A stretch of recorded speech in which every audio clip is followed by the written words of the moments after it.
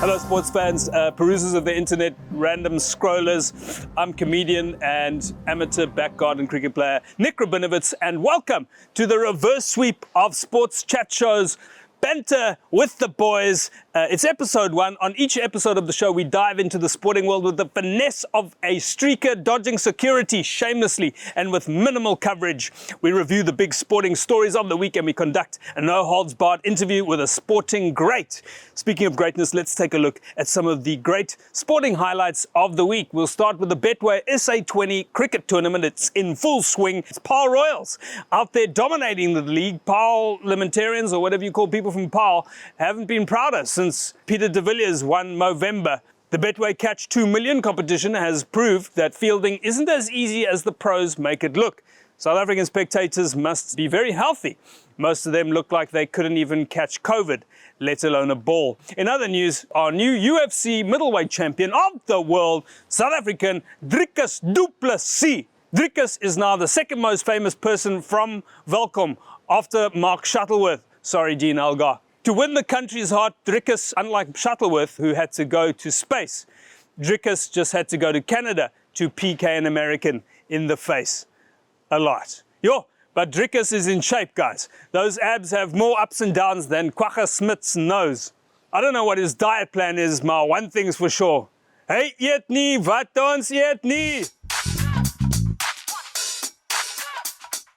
My co-hosts are two South African sporting legends who need no introduction, but I'm going to give them one anyway because it says here in the script I have to. South African cricket's very own $6 million man, if you adjust for inflation. A man whose full name sounds like a 19th century gold prospector, which he kind of is, Christopher Henry Morris. And to my right, one of the country's greatest ever centres. It's not the Mall of Africa. It's Jean de Villiers. Thank you, Nick. Woo! Welcome, gentlemen. That was a hell of an intro. Yep. I've never been compared to the Mall of Africa. It's big. Massive. It is big, yeah. And it's impressive. Thank you. That's why. Oh, you're still talking about the Mall of Africa. But I didn't make 6 million in my career. I was actually 6.2, but it's fine. We won't make a scene about it. I probably made 0.2. Yeah, I mean... Yeah. Are we talking dollars? Well, how many World Cups? No, How many rand. World Cups did you win, John? You can ask me that question. It's fine, but it's fine. Yeah, you deserve more. I'm fine, Nick. Thank you. I'm fine. That's good to hear. I'm good. I'm a little bit. Even if you are pretending to be fine. I'm a little bit good. dusty. We can see that. The king got hold of me last night. King Carlos, he got hold of me. So on an early flight from PE. So very happy to be with you, gentlemen, and talk a bit of rubbish and so speak some sense. Did both of you wake up to watch Drikus's epic victory on Sunday? Indeed we did. And now we know. What exactly? Now everyone knows. What exactly do we know? Are you telling me that you do not know? I don't. No, everyone knows. Do they? Everyone knows it. Everyone Ja, knows jy. it. Eh? No weet hulle. nie. Nou weet hulle wat ons weet. No, it does. Yeah. Everybody I did knows. get up. It was unbelievable. How was it for the mood of the country? I think it was awesome. I think it's a lot of guys don't really watch UFC. I think there are a lot of UFC fans that have started to start watching now, new UFC fans. And even by the end of it, I mean, they look like you know when you get like a nice Woolies bananas or nice bananas from anywhere, and after a couple of days they've got those like bruises on them. That's what Drikus looked like at the end. It was a brawl. That's exactly what it was. It was a brawl. He got Moerd him back, he took him down. I honestly thought at one stage he's not going to make it. But that, yes, as we call them, the Dutchies came out of him. The Buddha boy, the Farm Strong came out, and it's an unbelievable fight. And the country is loving him. I mean, he had a few choice words for our government, otherwise, but it was a hell of an achievement for a South African from wherever he's from there in the farmlands to come and take the world down. It's a tenacity, eh? It's incredible. I mean, I must say, I've never seen kind of. You experienced it with the World Cup and with the Rugby World Cup. I think last year we experienced it again where it really does unite the country and everybody is kind of, jumps on the bandwagon and starts supporting, even if you're not a rugby supporter. But with Drikus, a one-man sport, it was everywhere. Everyone was talking about it, Even if you don't like fighting at all or anything like that, whether it's a mom or anything like that, they were supporting him. They were like, yeah, go Drikus, we're behind you. we want you to be successful because at the end of the day, he's part of us. Yeah. He's South African. And we as South Africans, with all the issues that we have, we flippin' tenacious. And I think he embodies that. He's the guy that shows what we can do. And that is probably what the world now knows. Yeah. I think you hit the nail on the head. Is a guy that's not in the team, where there's a few guys you can rely on when you're playing a team sport. He's on his ace in there. Yeah. He walks into a ring, he knows, or whatever they call it, the cage, and a guy that wants to knock him out or choke him out, and he walks in there willingly and does it. Octagon. The octagon. And he does it willingly, and he says, I'm going to do it for South Africa, and that inspires people, and that's what we do as South Africans. We inspire people, and nou weet hulle that you don't with a boer or a boer. If we made a Hollywood Oscar-winning documentary, would we call it My Octagon Teacher? About Drikus? Because he's really now popularized the sport in South Africa. Sure. He has. And I didn't know anything about MMA before this fight. I thought it was something you took at a party that made you hug people a lot. Yeah, they don't hug that much, eh? They kiss a lot, though. He kissed his entire family and sport and beautiful. coaching staff on the mouth. It's beautiful because it's love. It's love. And that's what Afrikaans people do to show their love. They love, they Hulle kiss. soen mekaar op die lippies. And as I mentioned before, they don't care who it is. It's sy ma, sy pa, oomies, oupa, ouma, biermanne, biervrouwens, dominees, hondjies, katjies, afrigtigs. You guys, I think... Afrigtigs. You even have a brain there. I think actually the conclusion I've reached is that Afrikaans people are the original super spreaders. That's I love a point. Very possible. I love a point. Very possible. Did you kiss John Smith when you won the World Cup? Of course I did. Good. Op die lippies. Of your lippies, yes. I mean, don't you just want to kiss that man when you see him? He's like a big teddy bear. Absolutely. Yeah. Chris, you mentioned actually that you used to be Drikus's fighting weight. Run us through what's happened. And then you ate him. No, I was in his fighting weight, and then a wonderful day came where I announced my retirement, and now I'm slightly heavier in the heavyweight division. John Bones Jones, we can throw it down if you want. Tyson Fury, possibly. Listen, he's a superstar and he's got a wonderful belly on him. Good gut. World champion. I'm not going to go that route. I've actually lost weight, believe it or not, guys. Applause.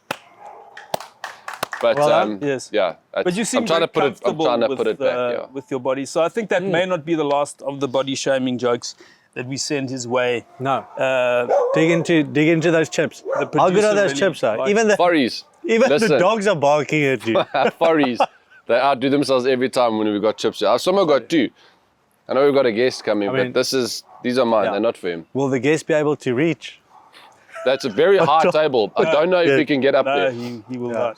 Guys you've played with, who do you think, either of the current Springbok team or past Springboks, who would stand the best chance against Drikus in the ring? I'm gonna ask you the same question. So on 3, say who you think. Do you have a name? Yes. Okay, on 3 you say who. 1, 2, 3. Bakkies Botha. Ooh. It's locks. Both locks. I want them to fight each other. No. I know, but they had a little bit of a chat on Twitter. Yeah, they did, eh? That would have been a great fight in their heyday. No, I never ever want to see that fight. I mean, both are mates of mine. And what would Vic be doing? Vic would be in the background. Vic would be the guy that walks after round 1. He would be the guy walking. And he would wear bikini. Yeah. Vic with the hair. That would be a hell of a fight. Yeah. No, I think Bakkie. I mean, Eben. Look, both of them. Yeah. But they've got that dog in them. Oh. They just don't give up. And they both look for it, eh? They look for a fight. They love it. They look for it. That's what they love it. Me. Yeah. I go to a Joel, Oaks, look for a fight in me, and I go, Oaks, listen, don't do this. Yeah. I'll beat every single one of you by at least 100 meters. Like, let's not have a go here. Yeah. But they go look for it. They're those Oaks who come in and want to say, how's it? What you say? And Donnie Rousseau. Oof.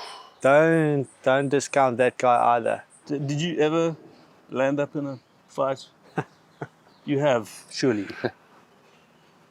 You got carried away. What happened? You know what happened? And it's a story that we've actually kept quiet for a very long time. And then John Smith decided, no, the time is right now to tell the story. So after 2007, when we won the World Cup, so you have this party tour as well, go around the country, and it really is amazing. So this is now the last night out. We, as you do, you have a proper party, still celebrating. And there are 2 buses coming back because we were all staying at the Cullinan Hotel here in Cape Town. And there was one bus that kind of went back at 12 o'clock, and then there was like a later bus. The De Villiers bus. The later bus, let's call it that. So now we're on the later bus, and it's going. The guys have had lots of wine, lots of beer. But like I said, we had our partners there as well. So my girlfriend at the time, now wife. So we're having a bit of an argument, as you do that time of the morning, because she needs to work the following day. We didn't decide to go on the earlier bus, etc., etc. So no, it's a bit uncomfortable. And John Smith decides it's a good idea, while we're sitting on the bus, now the music is pumping, to just take his bottle of wine and just, throw it on our heads. And he does it the first time, like, yeah, Smitty, that's not lekker. Please don't do that again. 5 minutes later, same thing, does it again. That's a massive laugh. And like the third time came again, and I just couldn't take it. Got up, gooid John Smith a lekker. In the face? Yes. On the eye. He goes back 4 rows. You see? Seriously, only punch I've ever thrown in my life. Music off, party over, everybody's dead quiet. Flipper. I missed the last visit to Newlands here in Cape Town, with a trophy the following day, because I'm like all depressed and whatever. But I mean, yeah, that was my. And how did John take the hit?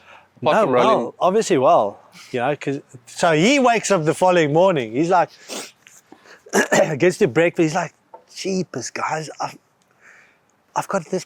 What happened last night? he couldn't remember. And so it was me. It's time for our special guest, guys. Are you ready for him? Yes. He is going to be our first guest on the Long Tail interview. And just before he joins us, we're actually going to catch up on some of the craziness which has been going on in the stands over the last couple of days at the SA20. Welcome to our first installment of Fans in the Stands. Okay guys, so we're here with the fans on the grass embankment at Newlands. I'm going to ask these boys, what is your plan if the ball comes this way for the 2 million rand Betway catch? Okay, but who's protecting, who's catching, what's the plan? Okay, go, you tell me. I'm catching. You catch. Why are you saying you're catching? I back myself. You back yourself. Do your friends back you? Do you back him? No, it's every man for himself. So basically, if they catch it, they're not sharing. It's an every man for themselves. No game plan on this side. If you were going to bet today, or if you've had a bet, who are you betting on? Leading run scorer. Oh, jeez. I mean, Rickleton's up there, isn't he? What about Van der Dussen? Van der Dussen's not far behind either. But my money's still on Durban. Durban boy, through and through. Guys, if you guys were betting today, by any chance, who would you put your money on today? We have to put it on Mumbai. Cape Town. Cape Town for the win. Mumbai's a tough one because they're not playing tonight, but my Capes are not playing. So, who's the best cricketer you've ever seen in your life? The best looking cricketer? I would say Morne Merkel. Morne Merkel, yes, Morne Merkel, absolutely. Welcome back, everybody. What an honor it is now to be joined by a Protea cricketing legend. Sure. A man who's actually only one of 2 players in the history of the game to have carried his bat 3 times. Yo! Unbelievable. And I mean, just for this guy to be able to carry a modern bat is a feat in itself. He's also one half of what the script calls the least aesthetically pleasing opening partnership of all time with Graham Smith. I don't know if that's a reference to their batting style or robust looks. But it is the gritty, gutsy, scrappy, never say die, tiny pocket rocket of a South African opener, Dean Elgar. Yay! Welcome, Dino. Hello, Nick. How are you? Good, and you? Fantastic. Hell, that's a hell of an intro again, eh? Again. You're busy falling your wind out here with You know, the intros today. It's wonderful to see you. I haven't seen you since I think it was a golf tournament. It was, yeah. In Durban, long where ago. according to Christopher Henry Morris, because I arrived late in the evening, and you actually had got drunk for the third time that night. For that day. Just the night. Well, I think the night was maybe the second time for the night. Can you remember that Nick was there? I do, yes, I do. Remember he was talking on We stage. had an intimate moment afterwards in the bar. Kind of like what he's doing now. Eh? You embraced each other. Just talking but I mean, that's what one has You to said do at those. some beautiful things to me in the bar afterwards. Is it? Yeah. Kiss I your couldn't forehead. hear what they were, but Did I kiss your forehead? you might have kissed me on the. It's good aim in I think you space did there, kiss so... me. Thank you. You had to jump though. Do you know, how are you enjoying your retirement? You've recently retired from international. Yeah. So far it's been quite nice. Now that I sit here, I should have done it ages ago, really. But yeah, it's I'm not totally retired from playing the game. Just retired from international bull. And I've still got a lot of good years left in me, and it's going to be, unfortunately, not in South African shores. It's going to be God Save Our King. So. Well, fortunately for your bank account. Yes. Horrible. I'm just chasing Maury at the moment, but I don't think I'm going to get there. Yeah. Good luck Never with that enough one. runs, as you said. Never enough runs. How did it feel, like that last knock? You know it's the last innings of your career. How does it feel getting a standing ovation after scoring 12? It's maybe the best 12 I've ever made. 12's a great number. It is actually. So they say, eh, Jean? So they say. Yeah, it was always my number on the cricket field. It was number 12. Yeah, I guess that's hindsight, eh? So everyone says, you quit when you're on top. But I made a commitment to the side that I was always going to play the whole series out. It's amazing when you get access captain and they actually want you to come and fill in and do the job again. So it was quite cool to do that as well. But again, Newlands, you don't get bigger and better against opposition that's really tough, possibly the best side in the world. That's the sentimental out the way. So just looking forward to the next few years that lie ahead. I've got a question, like the decision to quit international cricket. Okay, so you're saying you're still going to play, play at Essex, so you still enjoy playing the game. Yeah. Right. So the decision to quit that, is that just because of kind of all the other that's going on at that level, or how do you make that decision? Because if you still love playing the game, then surely you want to, well, I suppose there's two things to it. Either you want to provide for a family eventually and whatever, financially, or it's because you love the game, you want to play the game and you want to be competing at the highest level, which is international level. I think the last few years, looking back, we haven't played enough Test cricket. And if I'm honest with you guys, I would have loved to play 100 Test matches for your country. But I mean, the last few years we haven't played enough, and I'm very much aware of time's ticking on. I'm 36 now, but I reckon if I was going to stick it out to 100 Tests, I'll be 55. So for me, it's just about time that's getting wasted at the moment. There's a lot of other external things that I can get into, but I'm really got to choose my words. It's been a really tough, maybe 2-3 years of playing for the national side. It was quite hectic, dealing with a lot of off-field things, which I felt has taken a lot of time away from myself and my family. And when you play Test series, you want to play against the best in the world. You want to play 4 Tests a series, not 2. It's a little bit bittersweet. Those are my reasons. For now, looking forward to my next 3 years with Essex, and I'm pretty sure they're going to get a pretty good team, man, and a pretty good cricketer as well within their change room. Why? Who else did they contract? Simon Homer's there. Yeah, he's there. Simon Homer's there. Just South Africans. Did you ever, at any stage, did it ever become a lust to play for the country? I definitely think there were times where it did become like a lot of hard work and you lose your enjoyment. I mean, playing for your country is the greatest honour. But when you're dealing with, so I had to deal with a lot of stuff off the field, especially with the captaincy role, where the coach that was going through a lot of scrutiny in South Africa, if not the world. you take all of that on board and you kind of like lose your whole focus, and your focus is actually to go out and play and score runs and win games. That's your focus. So I think mine shifted a lot, and that's myself to blame, because maybe I was in a foreign situation at the time, and I feel I needed to deal with a lot of things because of what we were going through. New board, coaches getting scrutinized for things. And yeah, I think it's just me, because I want to make the team better and the environment better.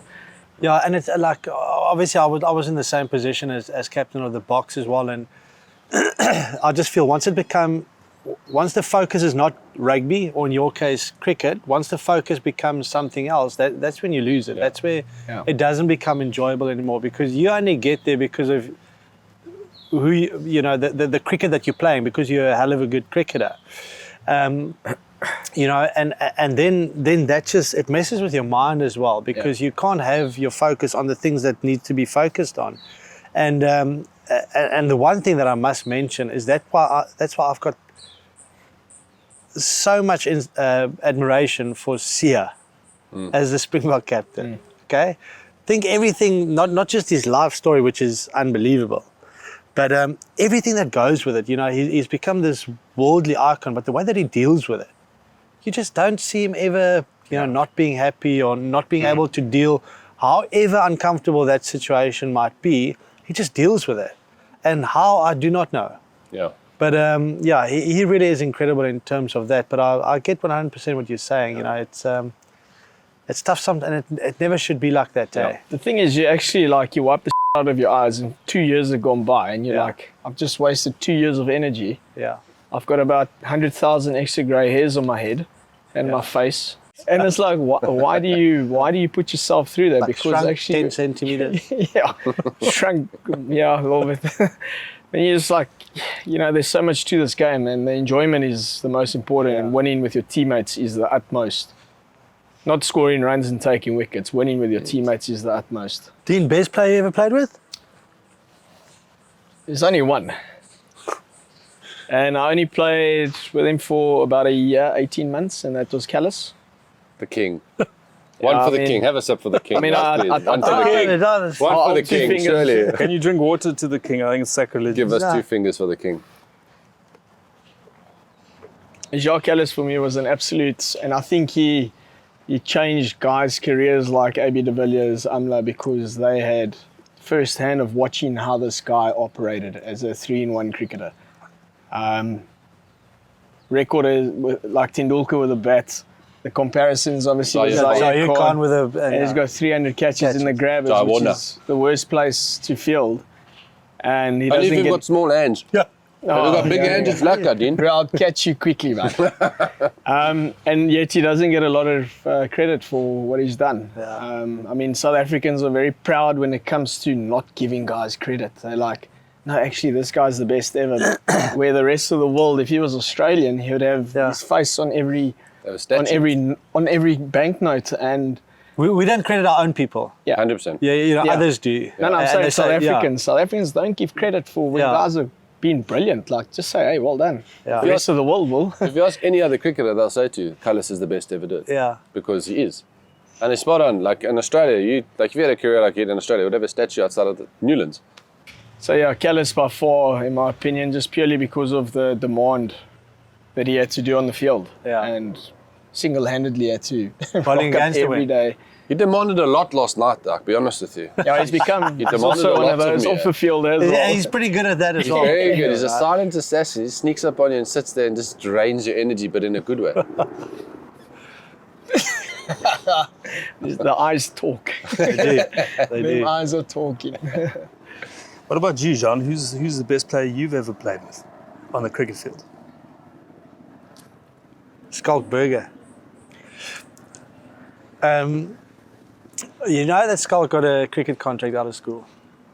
Also lefty, opener. Yeah. Lefty. Skalk dropped here today. He got a lift to Skalk from the airport. It's a big target though, eh? Yeah, it's opening better, yeah. But Scala, he did drop me off. He's a bit of a bigger target than you. Yeah. Lefty and bit of seam as well.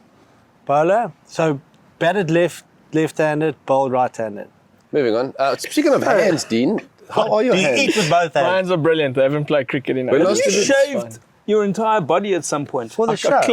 clipped. You clip. Yeah.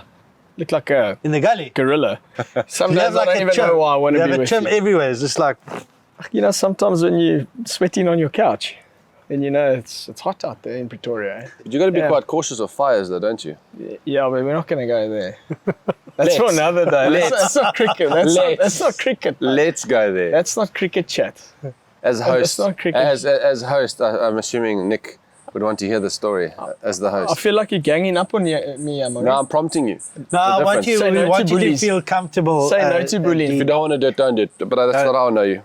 Now, there was a time where we do this bush trip once a year. We go to Skukuza and like they take us out into the bush. There's some nice tents. There's no signal. It's about an hour and a half away from Skukuza, from civilization. And yeah, one thing led to another and I fell in the fire. Yeah. But because I've got the military training, I was able to like spin out of the fire was quite big. It was Did you roll yourself out? Off? Yeah, but there were fire? about 12 bags of wood in the fires, so like obviously burnt out. So it wasn't cold, and because of my training, I was able to spin out, and like clothing was obviously fine and nothing burnt. And then I wiped my hand back like this, and I was like, and the skin just like peeled off my hand, and so we're an hour and a half away from a doctor, right? And luckily, the doctor in the village, her husband was with us. So we climbed in a game viewer, and my hand was in a cooler box. Took the beers out, hand in the cooler box. And we were gunning it, 120 k's an hour, single dirt road, just to get to the hospital. When I say hospital, it's like a clinic, and get there, and like it's after a while your hand's out of the ice and the pain starts kicking in, and it was about 112 out of 3, the pain level. It was an absolute joke. And 5 morphine shots later, slept over at the doctor's house. Husband was there as well, and just to clarify that, but I was absolutely out of it and my hand was burnt to shit. But this was day 1 of our 5-day boys trip, or 6-day boys trip. Was this in season?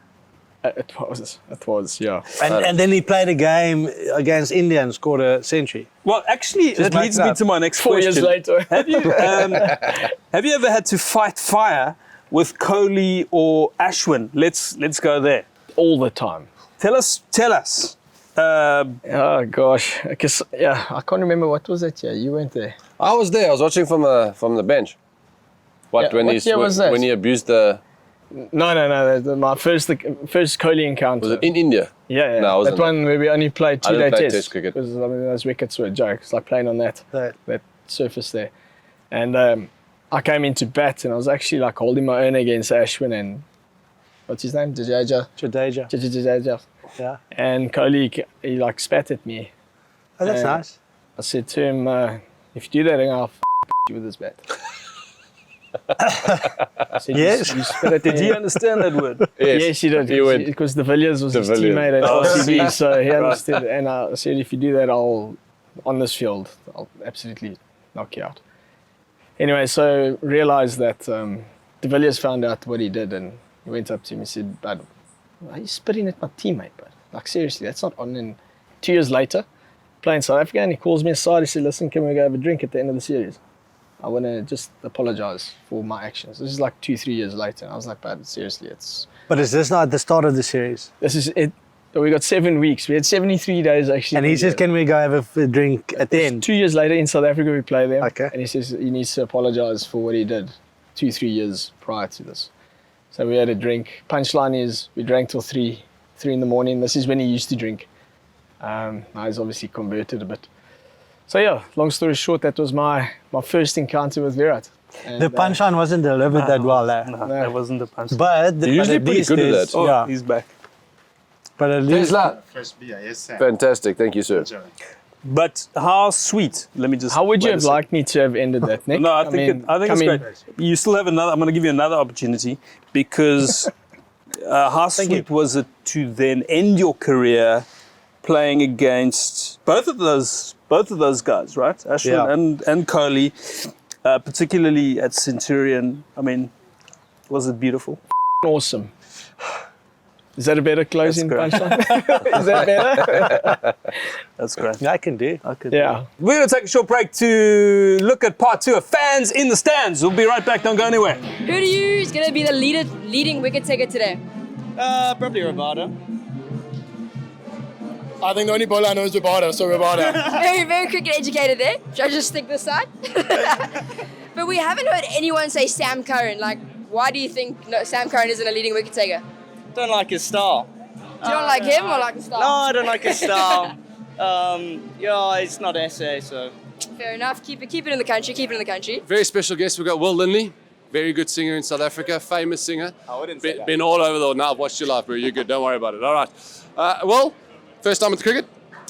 First time this year. Yes. Yeah. First time. All right. So obviously, who's supporting tonight? My Cape Town. Okay, cool. And if you had to bet on anyone to score the most runs today, who do you reckon it'd be? I might embarrass myself here. Is Brevis with? Brevis is. That's a hell of a shot. Devil Brevis haven't had the best tournament, but he's going to score some runs tonight. So I've had over like 600 marriage proposals. Are you single? I'm single. Was that an opportunity? Look, marriage isn't there yet, eh? But no run. No, you know. Batting strong today. So we'll play a block and we'll wait. Oh, we'll wait for a couple of weeks down the line. See how A the few pitch more develops. overs, few more overs. See how the pitch pitch is develops. running. Yeah. Who do you think's going to win tonight, Amy? I've gone DSG. They were the favourites on Betway, so I have taken them in my favour. All right, and your highest run scorer? It's a tough one, but I'm going to go Van der Dussen. He's had a good game and he's had a good run. So definitely Van der Dussen. All right, I'm going to go with Tony de Zorzi playing his first game in today's tournament, in this year's tournament. And highest wicket taker, I'm going to go with Sam Curran. I reckon he's going to be pretty good on this wicket tonight. And what do you think, Amy? I think you've taken the words straight out of my mouth there, Chris. Sam Curran has been a favourite, so I'm going to stick with Sam Curran as well. All right, cool. Thank you, everybody. And yes, we'll see you on the next episode of Fans in the Stands with Betway. Let's talk about captaincy. Greatest captains, I'm sure it's the same person that you both played under. Would you agree? Yeah. Captain Morgan. Captain Morgan. Yeah, my favourite captain. Yeah. What made Graham Smith the great captain that he was? What is the art of captaincy? Tell us a bit about that. Okay, for me, straight away was the presence he had. Yeah. He's still got it at this moment in time, but the presence that he had as a captain, he demanded respect without being arrogant or anything like that. But he was and he led from the front. I think he earned it though. If there was a fight, he was the first oak there. I think he earned that respect from everyone. Remember, he took it over when he was 21, 22, something 22. like that. And he had to deal with a lot of big dogs in the side, literally, and names as well. So, and he almost had to get their respect on his side. So he had to do something like amazing within the team structure from a performance point of view for them to actually say, listen, you've got my respect. And he did that in England, where he scored those double hundreds. And so, I mean, it's for a young guy to do that and have those guys in your side and then get them on your side.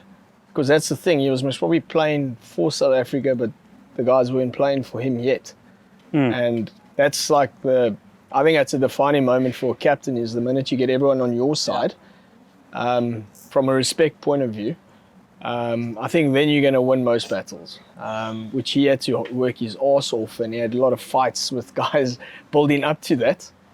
But then he put out performances which were we still speak about it today, like we do now. So I think he had to go through that journey first, and then get the guys' respect on his side. And then with the names that he had in the change room and in the starting 11, I mean, you can't lose too many games with that. But like, so being the captain is one thing, and like you said, but getting the team to follow you. Yeah. That's a totally, and that takes time. It takes a lot of investment into growing relationships to be able to get that, but also you need to back it up with performances. Yeah. If you're not scoring, if you're the captain and you're not playing well, it's a then big hole. You're under the pump. It's a big hole. I feel like this is a loaded question. Yeah. No. I'm saying from experience Yeah. as well. And I was there for that as well, where yes, you're struggling to justify your place in the team. Yeah. But you're the captain. But what amazes me of Graham is the fact that at 22, he had maturity about him to lead a South African team with those names, as you guys have mentioned. At 22, what was it, 22 or 23? 22. But still at that age, and the maturity with which he did it and the ability to then score those runs and do all of that as well. It takes a special person, and even now in the role that he has, etc. The commissioner. The commissioner. The So appropriate for you. We'll get him here, and he's a totally different person. The commish. It's nice to have all these crowds and it's not really Attendance is up by 30%. He sounds like, sometimes when he talks, he sounds like he should work for Michael de Brolio. But it does take and John Smith. but- John Smith's the same. Yeah. He did the same. He was pretty young when he got the job.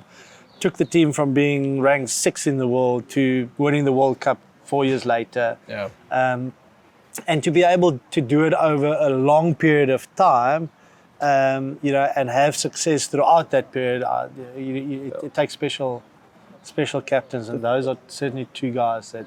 But the thing what Biffy did well, his performance, he hardly failed. Even with still running the ship. So I think because he had a lot of guys around him, they looked after their own game. That box was ticked, but he still had to look after his own performance. And you won't, if you think back now, when did he actually fail with the bat? Sure, he went through a phase where Zaire Khan was cleaning him up. But that's maybe the only time that you can think of that. So you still have to run the show and look after your performance, and he did it with bloody massive credibility. Sandpaper Gate. Let's quickly talk about memories, fun times, What a wonderful day that was. fine issues. It was an amazing test because I Wonderful carried my bat there for the 3rd time. Anyways, no one talks about it, but anyways. I did. We need to celebrate yes, you did. celebrate it.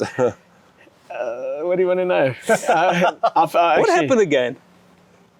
Was it Oak with he Yeah. brought it on in his pocket. No, Cameras he caught him. caught it, yeah, by it's in his here? pecker, yeah. Was it his pecker? Yeah, shame, poor thing. No, that's where he tried to hide it. Yeah. Sure. And told He's gonna look there. the umpires it was a piece of paper from his lip pass. Yeah. Yeah. And It was a street rapper or something like that. My favorite line from that whole series, I mean, you obviously played and you smacked him a little bit there, was when AB was in that zone, because obviously the build-up to that was Quinton de Kock saying something to David Warner about David Warner's wife. And then it kicked off on the stairs in Kingsmead. Yeah. Oh, Sunnyball. The Sunnyball issue, Sunnyball Gate. So they hit the fan when they were walking up the stairs. So that, and we got in Durban. Hard. So the only reason I know about this is because I was on the bench watching all of this. So I never got picked. So Hard. It's like a theme. so there's a theme. I should actually make Murray. And today on Murray's bench. You get No, actually, And you're sitting on. I should open a toothpick company with the splinters I got on my ass. But anyway, and so what had happened because of that was that all it did was switch the South African cricket team on properly. Yeah. And when I say that, I'm saying Jean de Villiers got switched on a different level. Because all I remember him saying was, "Ons gaan hulle nou seermaak." And AB was in such, I don't know, you remember, AB was in such a zone when he was batting. He's usually quite placid, quite relaxed, does his thing.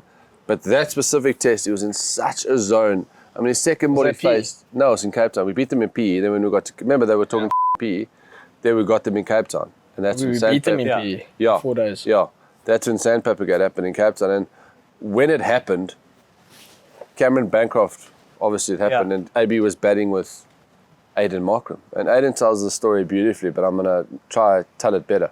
He batting with Aiden, and obviously AB was in such a zone. He was on 40 odd, and he's blocked the ball, and the crowd and the big screen had shown what had gone on with the Sandpaper, and that's when the crowd got involved. Yeah.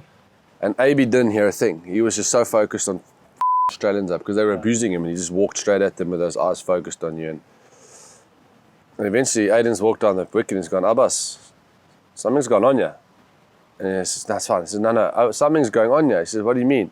And when he said that, played on the big screen, showing Cameron Bancroft for the ball, putting it away, and AB's gone, "Nice, very next ball." AB blocks a ball. Cameron Bancroft comes to pick the ball up.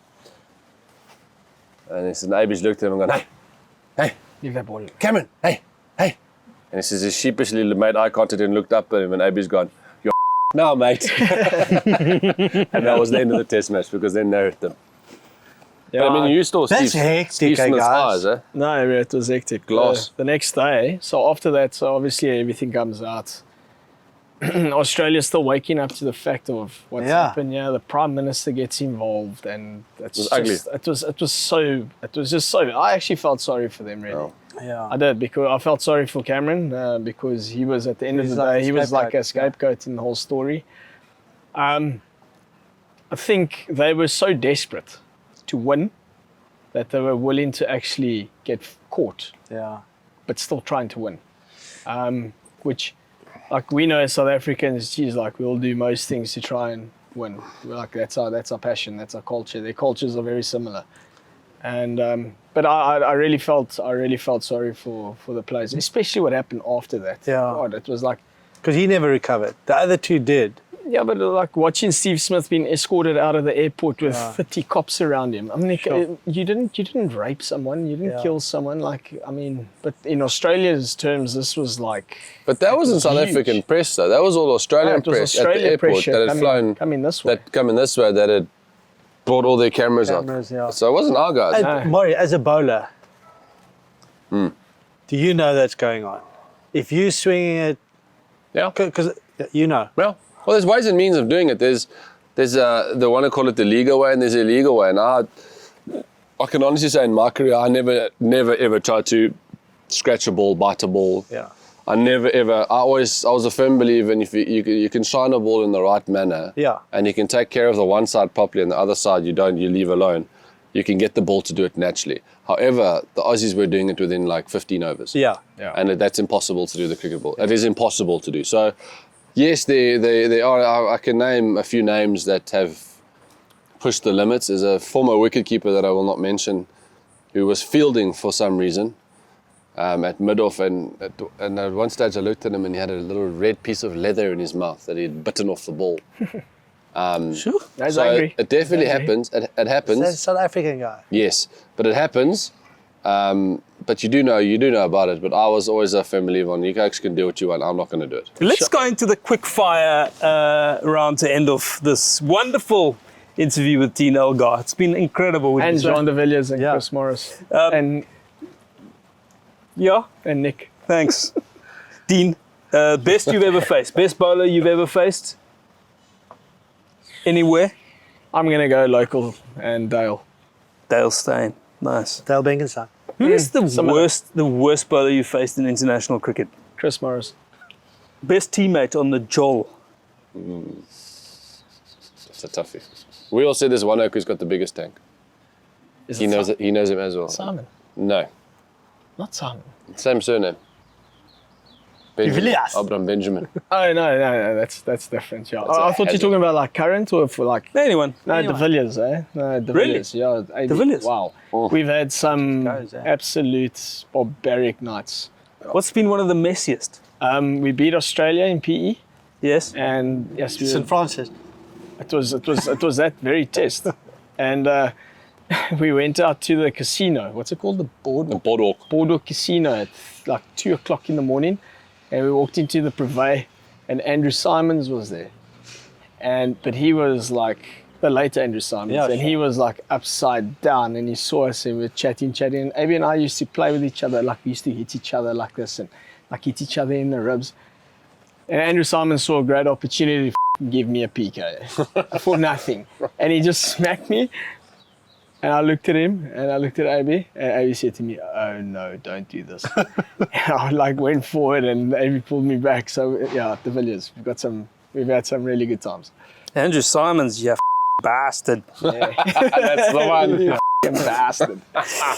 Any regrets at this as the bell tolls on your international test career? Jeez, do we put like Wow. the slow music Yeah. on now and We do Any minor key. regrets? Do we put the hand around him? mistakes? I would have liked to have been a little bit more selfish. Selfish. Yeah, that's my only regret. I wasn't selfish enough. So you didn't do it my way. Jeffrey Boycott, renowned as the most selfish ever Test opening batsman. I'm saying a little bit more. I'm not saying totally selfish. I'm saying a little bit more selfish. Also, like you, gutsy, refused to give his wicket away. I recently heard from a friend, Jeffrey Boycott came to stay with his family in the 1960s and played garden cricket with this guy who was 12 and his brother who was 6 and refused to let them bat. He just batted all day. And at What the a end, legend. Alan Brody said, could you give my brother Paul a turn? That's hard. He's 6. Can you give him a turn? And Jeffrey Boycott looked at him and said, never give thy f***ing wicket away. And that's what you've done. Dean Elgar, proudest moments of your career? Captaining at Lords and winning. Huh? Captain at so Lords. I thought you meant your Captaining at debut. Lords and winning. Your debut captaining at Lords. That was 3 days. But winning was cool. I mean, that's a memory that you have a lot to be proud of. We're proud of you, are we? Yes, of course we are. Absolutely. And we celebrate your achievements and accomplishments and height. Yes. Thank you. Even me. Nice, Dean. So, Dean, thank you so much for joining us Thanks here for having on me, guys. Banter with the boys. Yeah. It's been amazing to have you. One of our best guests on the show thus far, I would say. Yeah. No, easily. Eh? No. Yeah. Hands down. Thanks so much. That's it, guys. Thank you so much for tuning in for this very first episode of Banter with the boys. We hope you enjoyed it. We hope you'll be back and that you're enjoying the cricket. And in the meantime, get some bets on. And we'll see you all with our next international superstar guest very soon. Very, very soon. Very. Very Around the corner.